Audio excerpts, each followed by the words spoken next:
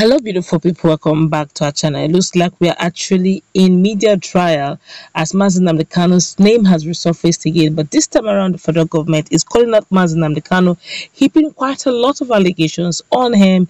Don't forget that some hours before now, the legal defense counsel of Mazi Nnamdi Kanu had, trashed out the issue of the 7-count charges, saying that they actually hold no waters over so many things they have laid. They filed it out already. They said the issue of the trial, they has to go through the process of debunking and all that before they go to the full-fledged trial, of course, if they go through that stage. But as we speak now, a lot of allegations are coming up and some of them are quite huge. Before going to the news proper, I would like you to subscribe to our channel by clicking on the red subscribe button beside it. You see a bell notification icon. Please go ahead, click on it to get notified as soon as we update our channel on YouTube. We're going to wrap up all the allegations into one. Please be patient. These are just allegations made by the federal government on Mazi Nnamdi Kanu. Then when we are done with the news, let's critically analyze this. Okay. The federal government has blamed the leader of the indigenous people of Biafra, Nnamdi Kanu, over the bringing down of Chike Akonyele, the widow of the late Director General of the National Agency for Food and Drug Administration and Control, Professor Dora Akonyele. The government further accused Kanu of being responsible for the bringing down of a former presidential aide, Ahmed Golak, and over 184 others in the southeast. This is according to a committee set up by the President, Major General Muhammadu Buhari, retired, to investigate Kanu, who is standing trial for terrorism.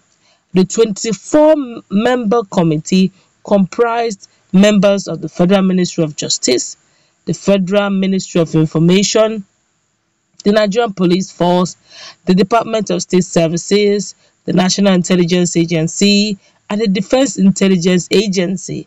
The committee, which was headed by the Attorney General of the Federation, Abubakar Malami, Senior Advocate of Nigeria, said, consequent upon the instigating directives of Kanu, members of the indigenous people of Biafra, IPOB, and the Eastern Security Network carried out massive movement on democratic constitutions, especially facilities of the Independent National Electoral Commission, with a view to hampering democratic process in Nigeria.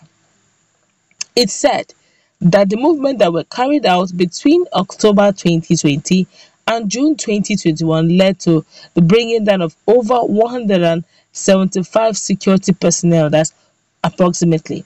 The report read in part, acting on the instigating directives of Nnamdi Kanu, the indigenous people of Biafra, IPOB members, and the hashtag EndSARS protesters moved and brought many security agents down, brought down a lot of several public and private properties, including police stations, public transport, buses, and other facilities across the country. That on October 21st, 2020, Nnamdi Kanu, through an online call-in radio program, that's Radio Biafra, further instigated IPOB members to bring down all police stations and bring down government security forces, which was carried out, and security personnel, especially police officers, were brought down, and public-private properties were also brought down.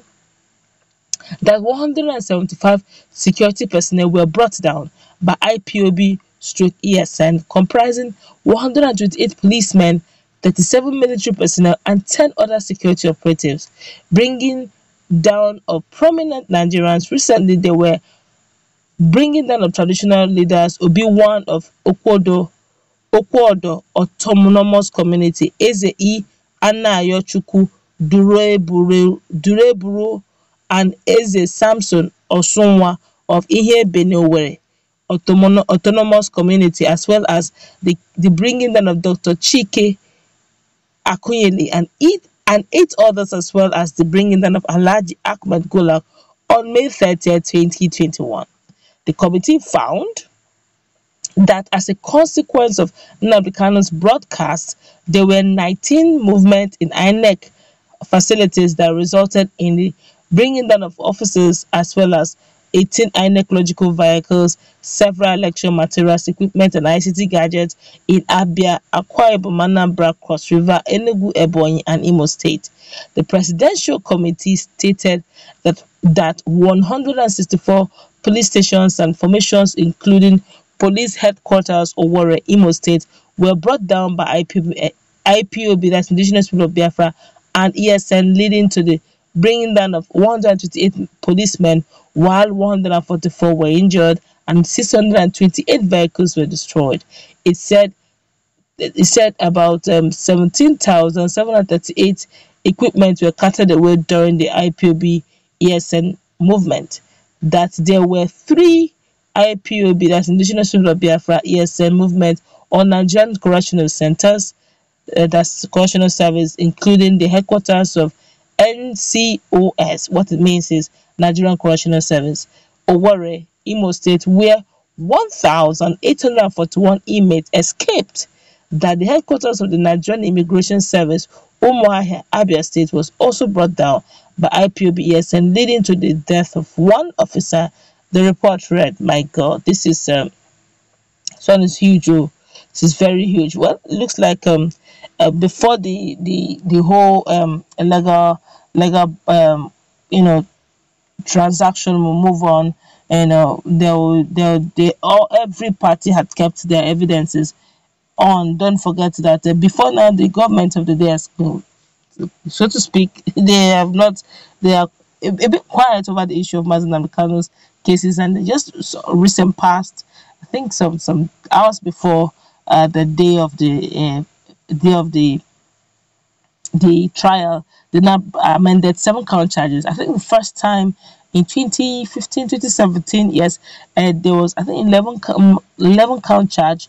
It was expunged to 3, still reduced to either 3 or 5. I'm not sure the exact figure now, but then I had to amend it, judge it according to them, judging the broadcasters and so many other things that moved on between that 2017 and 2020 to 2021. Now, hence, they're saying that Nnamdi Kanu's Mazi Nnamdi Kanu instigation. I can remember that Dora Akunyili's husband, late Akunyili's late husband as well, they're both late now, and that issue happened when Mazi Nnamdi Kanu is in detention. I don't think there was any broadcast, them just trying to look at, judging the fact that they mentioned quite a lot.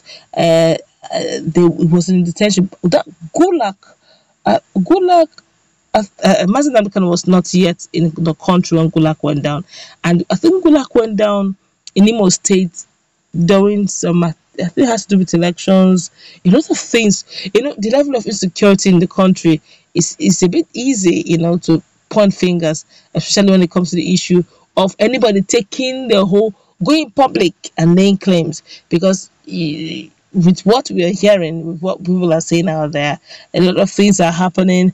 And since ESN is not known facially, and everybody claims to be, or some of these guys will just come and claim they're UGM, or they will claim that they're ESN. Nobody really knows anything, except, of course, the security agencies do a proper work of investigation and unveiling all these mysteries behind all this. Well, the government has spoken, and I guess they'll still have to meet in court.